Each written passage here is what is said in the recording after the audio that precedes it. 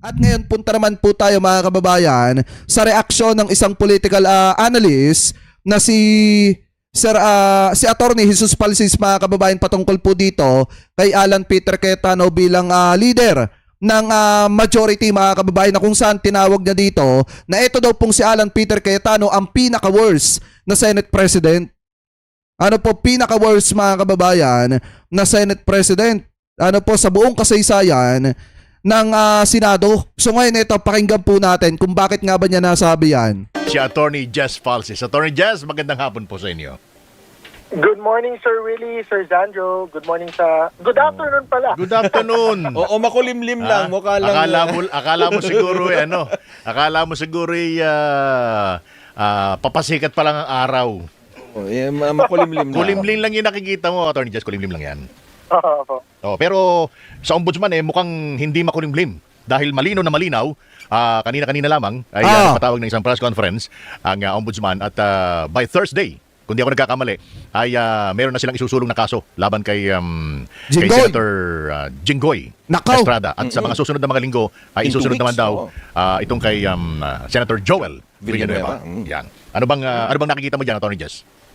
Well, matagal na pong sinasabi ng ating mamahaling, minamahal na ombudsman niya last year pa, no, na may mga cases na ipafile noong December. Tayo, napakapasensyoso natin na mga Pilipino, no? Papatawarin natin si ombudsman kung this week o in the coming weeks mapafailan itong mga flood control cases. Pero sana talagang i-file niya kasi kung tayo na naman ay pinapaasa lang, baka... Kasi doon sa mga DD-shit, mga kababayan na nagsasabing mali itong si ombudsman, sa totoo nga lang, napakaluwag pa nga ni Ombudsman Boying Rimulya. Bakit natin nasabi? Kasi dati pa niyang sinasabi, actually kung matatandaan nyo, di ba, December 15, 2025, sinabi niya may mga makukulong na mga senator, mga kababayan, or yung mga big fish. Dati niya pang sinasabi yan. Buti nga ngayon, nabuksan na ulit yung usapin na yan at by next week, mga kababayan, meron na mga masasampahan ng kaso. At sana, sampahan niya nga ng kaso at hindi niya lang pinapaasa ang mga kababayang Pilipino po natin. Kasi nga, sa totoo lang mga kababayan, dito sa mga kaalyado ni Sara Duterte, medyo maluwag etong si ombudsman. Kaya nga kung masasampahan niya ng kaso to, tama yung sinabi ni Attorney Jesus Palsis na baka mapatawad pa siya ng taong bayan. Anyway, tuloy pa natin.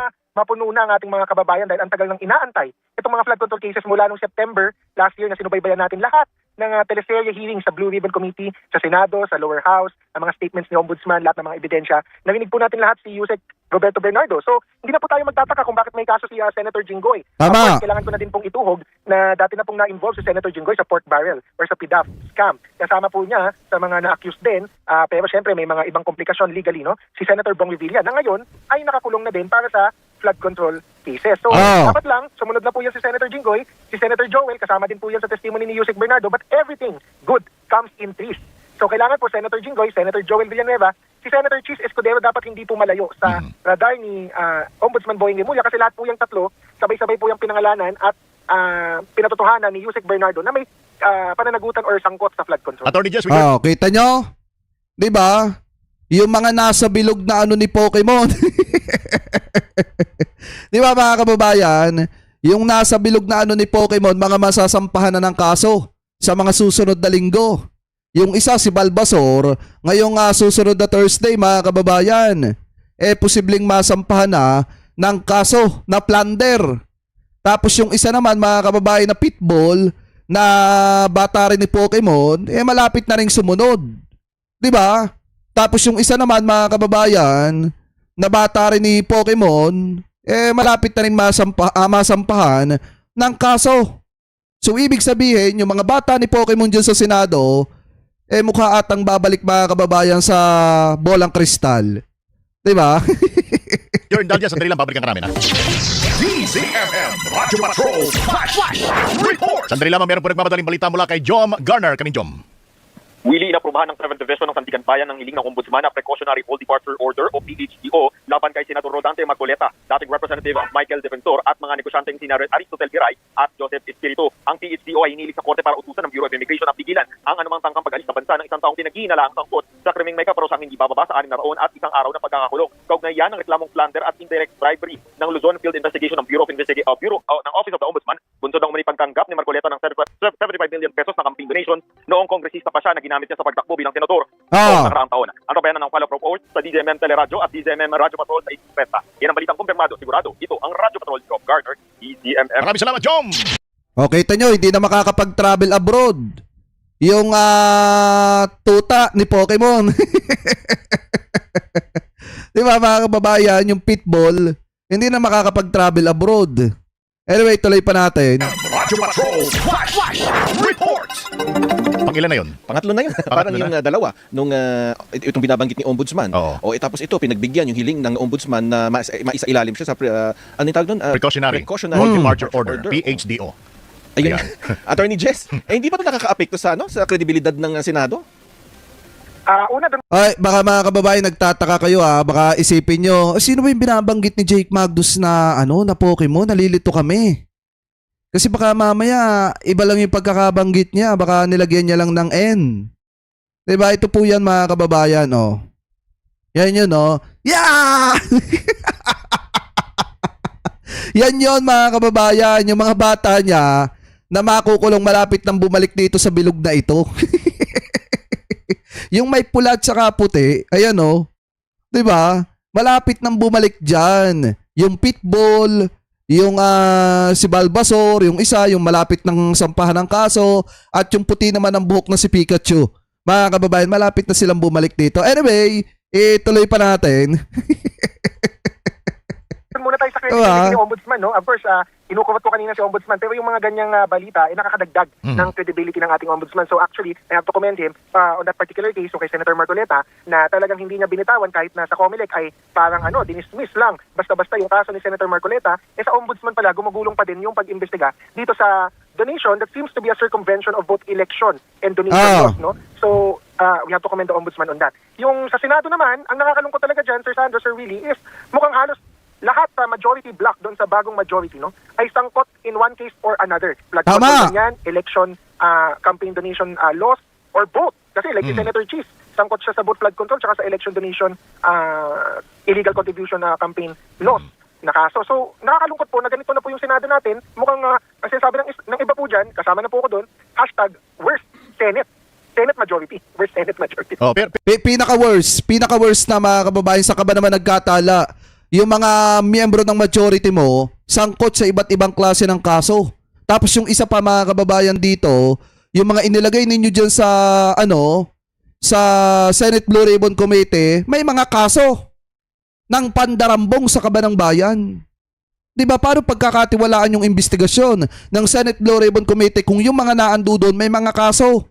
Pero ang sabi kasi ni Ombudsman Rimulya, huwag ka naman daw masyadong mainip kasi iniingatan nila, ginagawan lang, pinipino nila ng gusto yung lahat ng kaso para naman hindi magaya doon sa mga dating nakaraang ombudsman na magpa-file ng kaso, magpe-presscon, mamumulit na lang tayo, 10 years na pala, wala pa nangyayari doon sa kaso. Tama naman po yan. Actually, yung dating ombudsman, wala kang pinel na kaso eh. Si Ombudsman Samuel Martinez. Wala naman po tayong narinig na talagang mabigat na pinanagot ng dating ombudsman. So, mas masaya naman talaga tayo kay Ombudsman Boy. Yung kaso nga, sa dami po ng presscon niya, ang inaantay po talaga ng mga tao ay yung na-file na yung kaso sa Sandigan Bayan. So, baka imbes na mag-presscon na magpa-file, maggulatan na lang na nag-file na. So sa kanila po tayo balitaan pag na-file na kasi nga December pa po tayo umaasa, December pa po tayo naghahanap ng flood control cases. But kung pagdating na po yan, again, mas maganda na nga po yung maingat, slowly but surely, na talagang plakado yung kaso at yung mga kinakasuhan. Pero sana mangyari na kasi ang tagal na po talaga. Ang Pilipino napaka-pasensyoso, 6 na buwan, 7 buwan na po mula flood control hearings. So talagang umaasa po kay Ombudsman ng results. Kasi kung titingnan talaga natin mga kababayan, ilang beses na ba sinabi na may mga makukulong ulit na big fish pero wala pa tayo nakikita mga kababayan na mga panibagong big fish na nakukulong. Kaya nga mas maganda na kung totoo man itong sinasabi ni Ombudsman, sampahan na nila ng kaso at kapag sinampahan naman ng kaso sa Sandigan Bayan, much better na trabahuin agad. Para nang sa ganun, kung magkakaroon ng warrant of arrest o di mas ayos, makukulong na yung mga yan. Hindi kaya ito'y ang ibig nyo sabihin kapag kakaganito, kakapreskon ni Ombudsman, parang nabibigyan ng warning, parang yung nangyari kay, ano ba yung minsan nagpa-preskon, tapos diba, imbis na kumbaga parang pinaghahanda Para naman may tinutukoy ka, hindi mo kumagkapat. Tama. Ay, iba ba yun? Oo, iba pala yun. Yun nga, hindi kaya magkaganon yun, Attorney Jess. Pero magandang punto yan, Sir Zando, no? Kasi yun din talaga yung gusto kong tumbukin, na imbes na mag-presscon, na magpa-file magpa-file, tapos syempre mai-informan or magkakaroon ng advance information na pwede nang kasuhan at baka lumabas ang warrant of arrest, yung mga kinakasuhan, hindi naman natin sinasabi na tataka sila, no? Pero that's always an option kung you have advance information, no? Ang mas maganda sana, yung press con ni Ombudsman ay yung napirmahan na niya o yung na-file na at ang inatay na lang natin ay yung warrant of arrest ng korte. Tama. Ito, may 2 weeks pa kuno na magpa-file. So, ang dami O so kumbaga bago natin- magano, bago mag-press con, dapat nagawa na. Tama. 'Di ba? pirmado na. Pirmado na. Opo. Na-file na yung kaso, may mga napirmahan dapat pirmahan, at saka nila sabihin, napirmahan na po namin today o na-file na po namin today yung kaso laban kay bla bla bla. Parang ganon.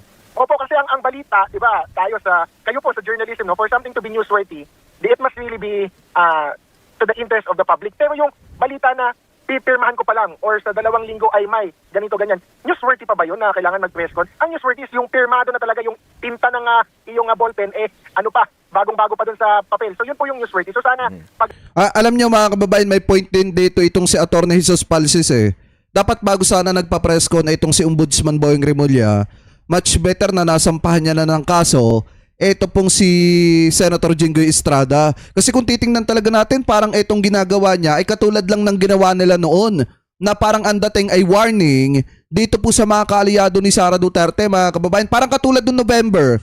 'Di ba sinabi ni Ombudsman Boyeng Remulla na may arrest warrant na etong si Senator Bato de la Rosa, kaya nakapagtago. Etong si Batot hindi na nagpakita publicly. Tapos sinugundahan ng kapatid at sinabi na wala daw pong arrest warrant, mga kababayan. Pero kalaunan, lumabas din yung katotohanan na may arrest warrant talaga etong si Senator Bato. So parang ang dating kasi dito, mga kababayan, parang nabibigyan niya ng lead etong mga taong posibleng makasuhan na parang ang dating pinaghahanda niya yung mga taong kakasuhan niya sa mga kasong isasampa niya. 'Di ba parang mas maganda na trabahuin niya ng tahimik ito? Tapos sa kanya na lang ibulgar publicly kapag okay na. pag meron na po talagang na-file, saka na lang po mag-announce. Ang tawag dyan, SS na balita. Pero Tama. hindi naman. Alam mo ba SS na balita? Oo, pag nag-SS ka, Oo, ay nag-SS na balita, di ba? nag-SS ka. Sasampahan na sa susunod na linggo, di ba? Sasampahan na sa susunod na linggo. Oo. Sa susunod na linggo, Isasampa pipirmahan na. na. Pipirmahan. Pipirmahan na. Sa susunod na araw, di ba? Oo. Pero Attorney Jess, Kuyang, kung magbibilangan, 13 yung kabila, yung Oo. isa, 11. Kung 3 yung magtago, dahil matakot sila dito sa mga kasong to. Tapos ang boxing. Tapos ang boxing. Iba na ngayon magiging kasi dati di ba? Ano sinabi kahapon ni Zubiri? Duwag 11, tapos grade 13. Sino nagsabi nyo? Sinabi ni Zubiri kahapon, di ba? Mababawasan yung grade 13. Grade 13. Pero, opo, ako ang kinakatakot ko actually, no, dito sa mga flood control cases, no, hindi ko kinakatakot yung pagsampa ng kaso. Yan talaga ay tama for accountability. So, tama po yan. Ang kinakatakot ko po para sa Senado is not really yung mga kudeta or yung change in the leadership. Ang una kong tinitingnan po kagad ay yung Senate trial.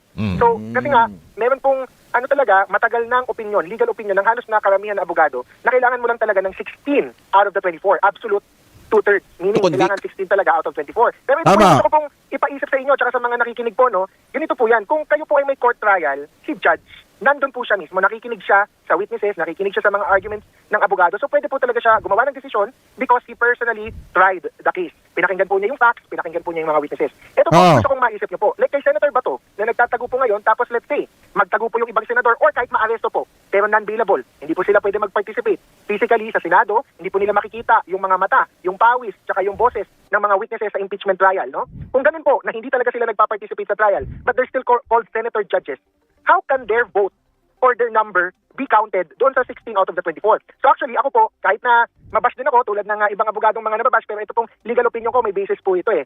Ang sinasabi sa konstitusyon, to convict 16 out of the 24, all members of the Senate. Pero sa akin po, kapag i-analyze mo po yung provision sa konstitusyon, hindi naman sinasabi ng konstitusyon na let's say may patay na senador, hindi pa na-elect yung pamalit, or may senador na nasa abroad, isasama mo ba yun sa bilang ng all members of the Senate? Sa aking tingin, in my humble opinion po, no, ito medyo bago to kasi talagang ang current opinion ng most lawyers, 16 out of the 24. Ako po ang aking opinion sa impeachment trial ay all members who actually participated in the trial. Meaning, sabihin po natin may 3 makulong, non-bailable, and Senator Bato nawawala. Hindi na po out of the 24. Dapat 2/3 of 20. Tama, Kasi Hindi tama. na pwede mag-participate yung mga nakakulong eh.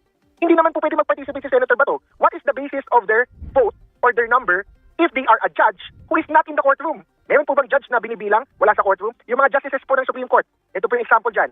Pag may isang justice dyan na naka-on leave or may sakit, hindi po nagpa-participate sa oral arguments, hindi po narinig yung mga arguments, hindi nabasa yung mga sinulat ng partido, hindi po sila pwede bumoto.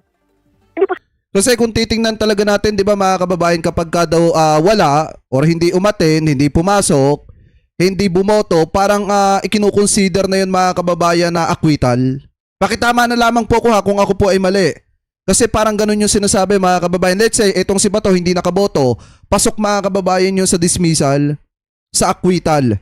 Ano po para dito kay Sara Duterte kung hindi siya makakaboto or kung hindi siya makaka-attend mga kababayan. Yun yung pagkakaalam ko ha. Kaya tama rin yung isinasuggest dito ni Atty. Jesus Palsis na kapag wala na yung iba, hindi na 16 out of 24 mga kababayan dapat.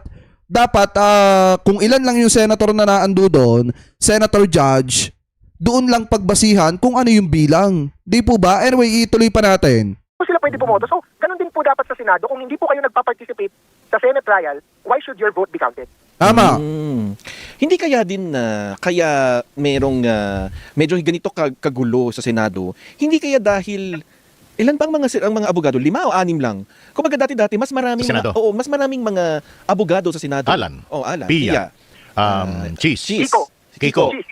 Sino pa? Marcoleta. Marcoleta. Wala na yata. O parang 4 lang? 5, parang 5. 5. 5? Nalilima lang yung mga abogado. Ano yung connection doon, Attorney Jess? Alam mo, natatanda mo yung interview natin kay Atty. Sarmiento. Kinukwento niya nung maliit pa siya. Proud siya. Pag nakakapanood siya, nagpupunta siya ng personal sa Senate, sa plenary. Pinapanood yung deliberation, debate ng mga ano. So proud siya na nagiging part siya ng nagiging part siya ng Proseso. proseso na nakikita niya, napapanood niya. Parang ngayon to, parang napakahirap ipagmalaki. Oo. Mahirap Ganun talaga. Ano ba tawag ito? Parang sentimiento, Attorney Jess. Kahit naman po kumonti yung mga abogado sa Senado, okay lang naman yun. Pero ang maganda nga dyan sa sinasabi ni Sir Sandro, ang dating sa akin, yung pagiging professional. Ang abogado kasi is a professional, di ba? Ang doktor, kapag naging senator yan, manalo at tumakbo for senatorial candidate, professional pa din ang doktor. Architect, Tama. engineer, meaning talagang may alam sa decorum, may alam sa ethics, may basic na kaalaman sa mga rules. So yun po yung kakulangan ngayon sa Senado kasi nga dumami po ang mga artista, with all due respect to them, wala namang masama sa pagiging artista, pero bagay kaya yun na maging senador kasi iba naman syempre ang function ng artista sa function ng senador. So okay lang kahit kumunti po yung mga abogado, pero sana dumami po yung mas professional po sila magbasa, professional sila magtrabaho bilang senador, alam nila yung trabaho nila, alam nila yung decorum, alam nila yung ethics, dahil meron po silang background sa pagiging professional. Si Sandro, may Tama. nawang pailalim eh. Habang Ilan nga, Attorney Jess, ilan ba yung artista dyan sa Senado ngayon?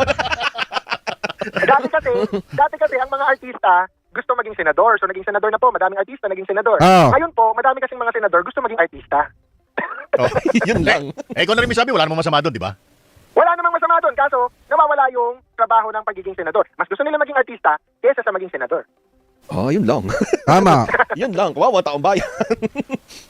So, anong, kung hindi mababago tong, ano bang tawag dito, trend dyan sa Senate, meron bang pwedeng ma-jeopardize na process sa mga darating na araw? Madami po, no? Ako, ang una kong tinitingnan dyan, yung tanong niyo po muna kanina na baka may mga makulong or magtago na senador, maliban kay Senator Bato de la Rosa. Sa bilang po, there are at least 6 senators who could possibly have warrants of arrest, and all of their cases sa aking monitoring non-bailable, no? And ito, public information naman to. Of course, we have Senator Jinggoy, Senator Joel, Senator Cheese in terms of the flood control. You have Senator Marcoleta, may bagong kaso yung sa plunder. So, non-bailable din po yun. And then you have the 2 Villars na meron pong SEC or financial fraud na kaso sa DOJ. And that will also be generally non-bailable. Depende sa kung anong eventually ikakaso ng DOJ. So, kung 6 po yan na senador, maliban kay Senator Batog, so 7 na yun. Pag lahat po yan nawawala sa Senado, ang una pong matatamaan dyan is yung credibility at reputasyon talaga ng Senado. Na dati ang Senado, tinitingalaan na mataas na kapulungan, mas mataas di umano sa lower house. Mas mataas sa survey, mas mataas ang trust rating, mas mataas ang kumpiyansa ng taong bayan. Pero kapag yung 7 dyan ay mawawala, either dahil nakulong or nagtatago, mawawalan po talaga ng kredibilidad ng Senado na gano'n na ba ang mga senador natin ngayon, lahat may kaso na mabibigat. Hindi po yung putyo-putyo lang o sabi nga ni Senator Raffy, house show. Di ba? Hindi yan gawa-gawa. Mabibigat na akusasyon na nakakasira talaga ng credibility because the senators who are supposed to make the laws and protect our laws Teka. are the first ones to break it. Hindi ba pwede magkaroon ng parang give or take ang mangyayari? Mawawala yung ilang mga senador, di ba? Paborable kahit papano dahil alam natin itong mga mawawala. Alam natin ito, yung pinag-usapan namin minsan na kahit na ilang tumbling dyan sa Senado, i-acquit itong ini-impeach eh. Yun nga kasi talaga ang pagkakaalam ko mga kababayan eh. Kapag hindi nakaboto yung isang senator, halimbawa let's say wala, absent, paano ba, yung hindi umattend. Ang pagkakaalam ko yung boto nun mga kababayan consider to acquittal. 'Di ba? Parang consider yon na talagang pumapabor doon sa kaso syempre ni Sara Duterte para hindi po ma-convict etong si Sara. Yun yung pagkakaalam ko mga kababayan. Kaya tama lang din yung sinabi ni Ombudsman ni Attorney Jess na kung saan dapat talaga kung ilan lang yung senator na naando doon, dapat yun lang ang i-consider at yung mga wala wag nang isama. Anong epekto paano nun? paano natin titimbangin yun? Or nandiyan sila, pero alam natin na I-acquit. pwedeng Ma-acquit. ma-acquit yung dapat na masampahan ng impeachment. Ano po muna ako tinitingnan ko po talaga yung accountability So kung may kaso po talaga, kahit na ano yung mangyari sa politika, kailangan talaga mapanagot sila. Ngayon, syempre, may side effect nga na kapag pinapanagot natin sila, hindi sila makakaparticipate sa Senado. Ngayon, whether that's good or bad, depende sa politika natin or yung politika ng iba. Yung iba naman, syempre, magagalit. Sinasabi silent martial law, sinasabi oppression, kahit totoo accountability lang yun. No? Sila yung namumulitika kasi by saying na napupolitika daw yung mga senador nila. Diba? When it's really just an actual case na may evidence na pinapanagot lang. Sa akin, kung yung side effect po, kahit ano man mangyari sa politika, kailangan diretso pa din po tayo sa accountability. At yung sa Senado, kailangan physical presence, na nasabi nga po ng minority bloc. Tama. Meron pong tradisyon at rason. Bakit na yung tradisyon ng Senado ay physical presence ay kailangan? Hindi Okay. pwede ang online voting, hindi pwede ang remote participation. Dahil hindi ka pwede magdebate, hindi ka pwede mag-aral ng batas, hindi ka pwede magpasa ng batas, at hindi ka din pwede mag-acquit o convict sa isang Senate impeachment trial kung hindi ka personally present sa Alright. trial. Sige. Tingnan natin sa mga darating na araw. Kasi marami pang pwede mangyari bago tuluyang magsimula yung impeachment trial. Attorney Jess, Ayan. Kita nyo mga kababayan na sa akin may point naman yung sinasabi ni Attorney Jess na dapat physically present yung mga senator. Hindi pwede yung online voting, hindi pwede mga kababayan yung sa online lang makikinig at a-attend ng mga hearing. Hindi po pwedeng ganun. Dapat talaga mga kababayan, physical appearance yung naandya dyan na ginagawa ng mga senator. Kasi paano nga naman nila susumahin yung mga ebidensya mga kababayan at yung mga witnesses kung kung nakatutok lang sila sa online. 'Di ba? At saka dapat talaga mga kababayan, kung sino lang yung naando doon, yun lang dapat ang isama doon po sa usapin mga kababayan or doon sa bilang. Ano po at yung mga wala, o di hindi na sila kasama. 'Di ba? Pagdating ng botohan. So ngayon, mga kababayan, kung kayo po ang tatanungin, anong masasabi ninyo hinggil po sa sinabi ni Attorney Jess na ito pong si Alan Peter Cayetano yung pinaka-worst Senate President sa kasaysayan ng Senado mga kababayan. So comment below na lamang po kung ano po masasabi nyo hinggil po sa usapin na yan.